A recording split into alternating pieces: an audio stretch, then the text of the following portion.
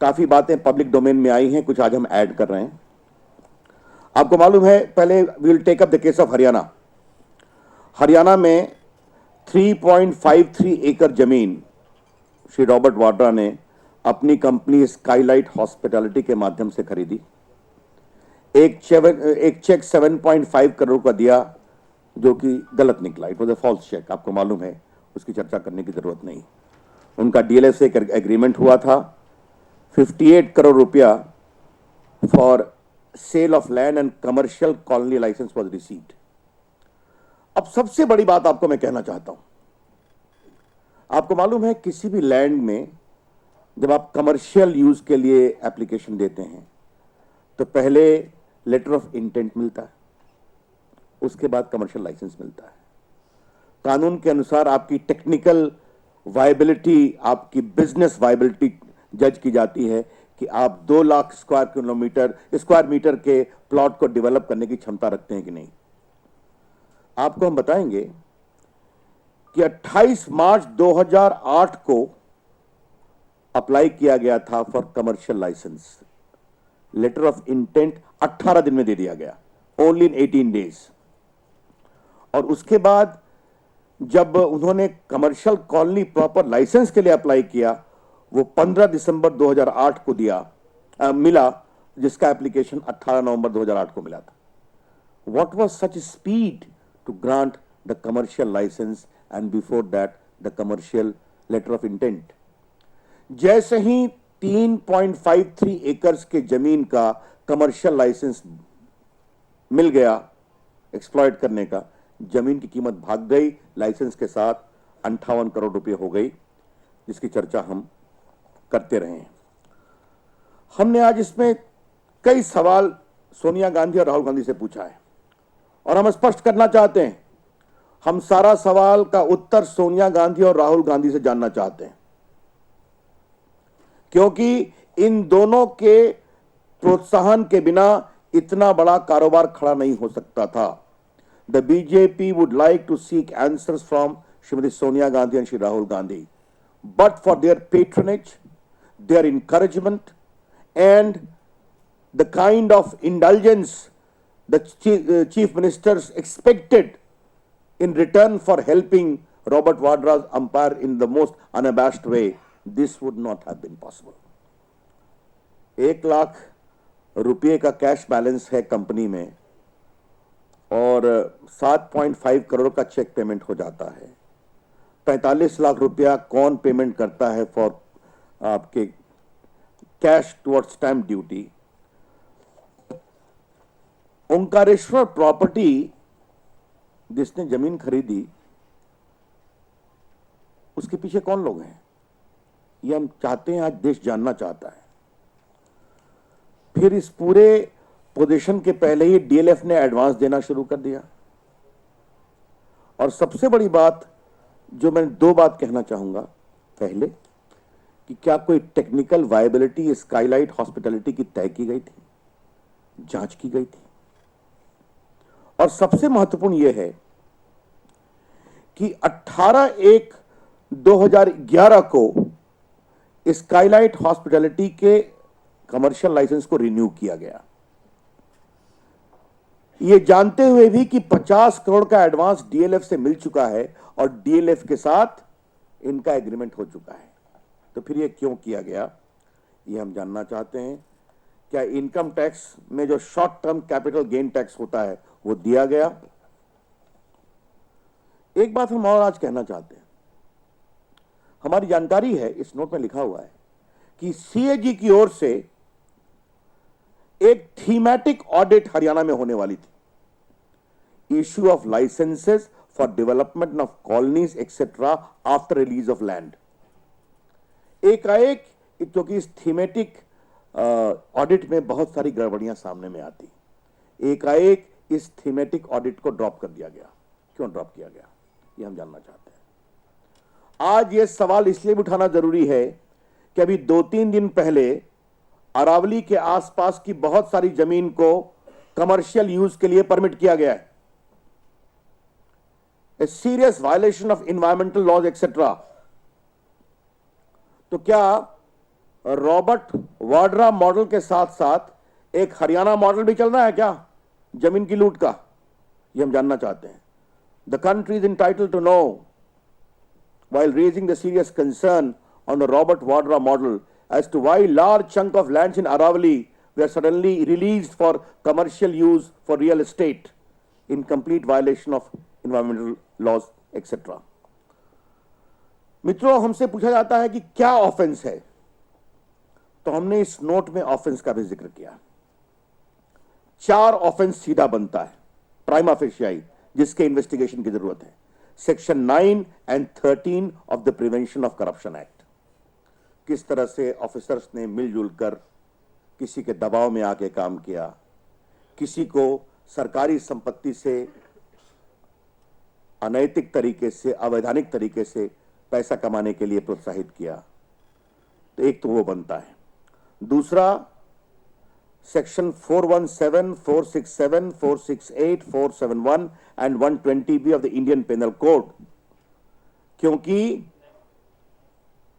sections 417, 467, 468, 471 and 120B of the Indian Penal Code, अगर आप कोई वाइटल फैक्ट छुपाते हैं, उसका नॉन डिस्क्लोजर करते हैं कंसिडरेशंस के पहले, तो you are entitled for prosecution.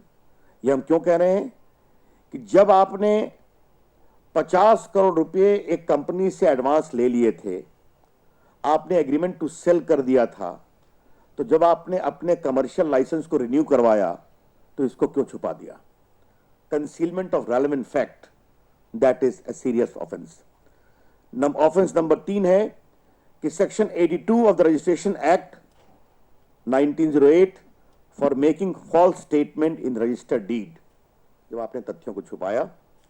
और एक है कि section 217 roman 5 2715 and 628 of the companies act, सब लिखा हुआ है नोट में, क्योंकि आपने जब अपने बुक्स ऑफ अकाउंट में फॉल्स ओवरड्राफ्ट दिखाया 7.94 करोड़ का in the balance sheet of Skylight hospitality, so you were not correct presenting the true and correct state of account of your account book.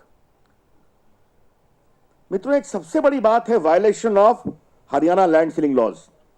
जो आपने डॉक्यूमेंट्री में देखा, आप 54 एकड़ से अधिक जमीन नहीं रख सकते. रॉबर्ट वाड्रा की कंपनी के पास 147 एकड़ जमीन है, उनकी अपनी कंपनी की कुछ फैमिली मेंबर्स की.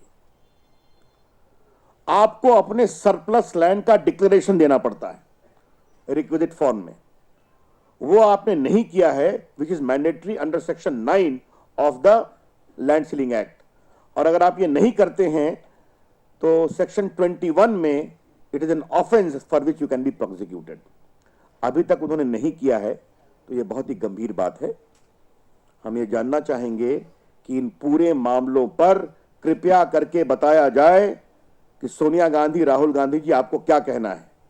रॉबर्ट वाड्रा आपके परिवार के हैं और आपके परिवार के दबाव, आपके परिवार के प्रभाव और आपके परिवार के प्रोत्साहन के कारण ही राजस्थान की उस समय की अशोक गहलोत सरकार और हरियाणा की सरकार ने इतना अधिक उनको सुविधाएं दी, जिसकी चर्चा हमने की है. Friends, there is also a case of serious compromise with institutions. अभी आपने सुना, हरियाणा सरकार में एक आईएएस ऑफिसर थे जो सीएम के सचिवालय में 2005 से 2013 तक लैंड यूज का काम करते थे, चेंज का काम करते थे, अलॉटमेंट का काम करते थे. कॉलोनी लाइसेंस की निर्णय में उनकी भूमिका होती थी. ये उनका, he was handling the charge of land use and colony licence.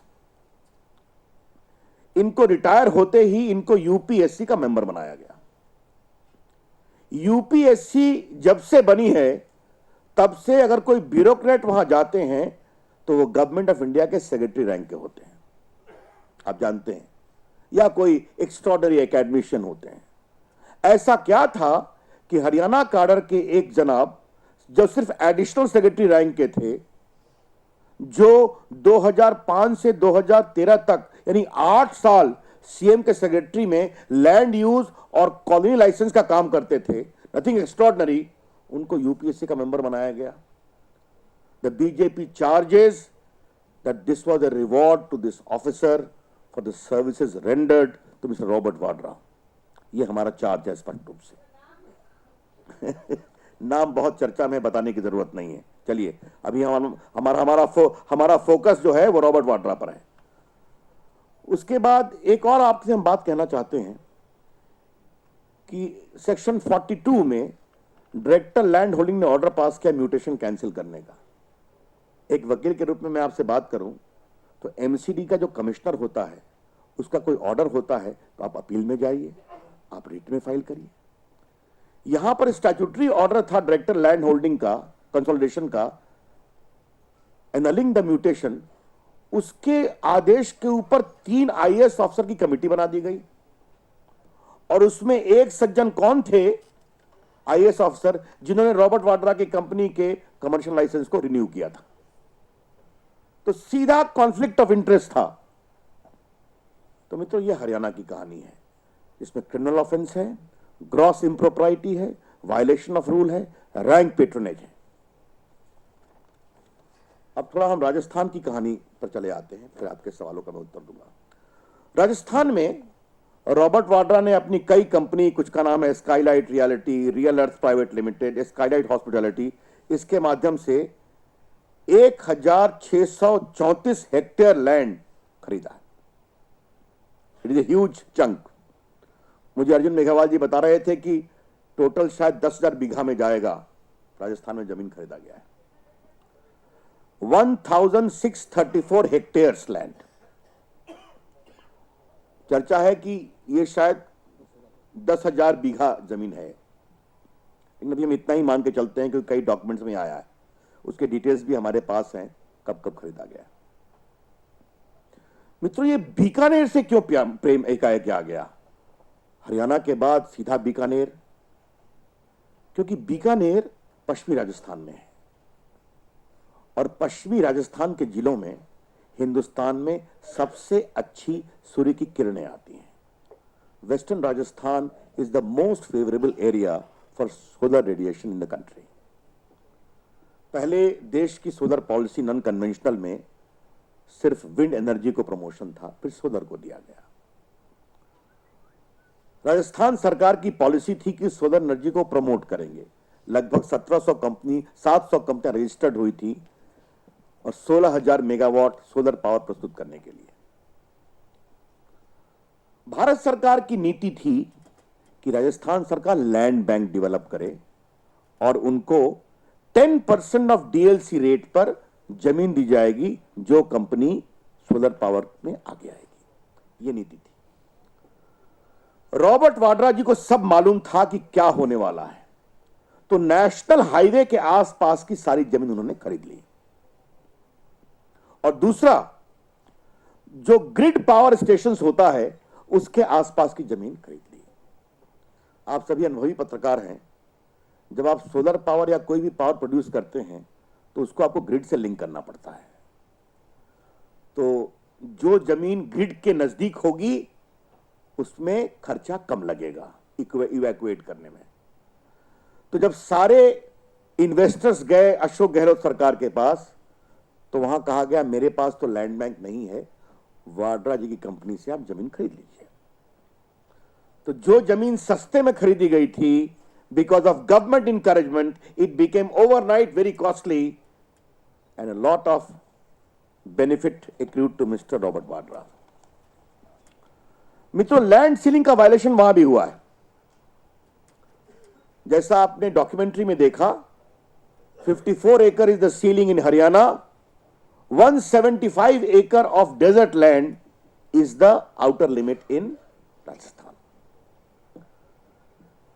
Ashok Gehlot की सरकार कितना रॉबर्ट वाड्रा की मदद के लिए आगे गई है आपको हम बताना चाहते हैं। उन्होंने 2010 में हड़बड़ी में एक अमेंडमेंट लाया कि जो कंपनी पब्लिक इंटरेस्ट में इन्वेस्टमेंट करेगी उसके जमीन को हम एग्जेम्प्ट कर देंगे अगर वो प्रोजेक्ट स्पेसिफिक एप्लीकेशन देकर के सरकार से एग्जाम कराएंगे। Friends, there was no general examination, the company must come with a project specific examination application. Robert Vadra ji ने न कोई वहां पर सोलर पावर स्थापित किया, न कोई प्रोजेक्ट स्पेसिफिक एग्जामिशन कराया उन्होंने। वहां पर उन्होंने लैंड सीलिंग में कोई रिटर्न फाइल नहीं किया है। That is also punishable offence to be sentence for 2 years under the land ceiling law of Rajasthan. Therefore, he has violated the land ceiling law in Haryana, in Rajasthan. राज्य सरकारें हरियाणा की और राजस्थान की उनके पूरे बिजनेस मॉडल को प्रोत्साहित करने में, कमर्शियल लाइसेंस देने में, रिन्यू करने में, राजस्थान की सरकार ने सारी कंपनियों को बताने में कि जमीन मेरे पास नहीं है, रॉबर्ट वाड्रा जी के पास जाओ, वहां जमीन मिलेगी, ग्रिड के पास मिलेगी, नेशनल हाईवे के पास मिलेगी। और चूंकि रॉबर्ट वाड्रा को सारी जानकारी पहले से है, इसलिए हजारों एकड़ जमीन वो पहले ही खरीद चुके हैं। आज अगर मैं जानना चाहता हूं कि रॉबर्ट वाड्रा इतने क्षमताशील उद्यमी हैं, तो हरियाणा और राजस्थान के बाहर वो जमीन क्यों नहीं खरीदे कभी? The BJP today would like to ask a question, that if Mr. Robert Vadra has so much of entrepreneur ability, why did he not purchase any land in any non-Congress government states or even in Maharashtra? अब क्या है ये तो महाराष्ट्र की सरकार बताएगी, क्या है ये तो केरला की सरकार बताएगी। लेकिन शायद हम ये अवश्य कह सकते हैं कि हरियाणा के मुख्यमंत्री और राजस्थान के मुख्यमंत्री अपनी कुर्सी को बचाने के लिए रॉबर्ट वाड्रा की सेवा करने के लिए बहुत तत्पर थे। The two chief ministers were keen to bend all the rules. तो मित्रों, यह है रॉबर्ट वाड्रा मॉडल, जिसकी चर्चा मैंने लखनऊ में की थी अपने परसों का प्रेस कॉन्फ्रेंस में। बीजेपी स्पष्ट कहना चाहती है कि हम किसी पूर्वाग्रह से इस विषय को नहीं उठा रहे हैं। The BJP would like to reiterate, we are not targeting any individual of any family. It is a textbook case of corruption, of crony capitalism under state patronage. ये एक टेक्स्टबुक केस है शासकीय प्रोत्साहन में किसी को जबरदस्त कमाई करने का बिना किसी इन्वेस्टमेंट के, क्योंकि उसकी पहुंच, उसका रसूख बहुत ऊपरी स्तर पर है। तो मित्रों, ये हम कहना चाहते हैं, इसलिए हमने इसमें लास्ट में कहा है जनता माफ नहीं करेगी। लास्ट के पेज का है, हम इसे आज दिल्ली में प्रस्तुत कर रहे हैं, इसे हम देश भर में ले जाएंगे और ये एक बहुत बड़ा भ्रष्टाचार का विषय है और कांग्रेस पार्टी से और हम कुछ अपेक्षा नहीं कर सकते हैं। आज मैंने कांग्रेस के एक बड़े नेता के बारे में सुना है जो कम बोलते हैं कि हम अकाउंटेबिलिटी कमीशन के लिए तैयार हैं।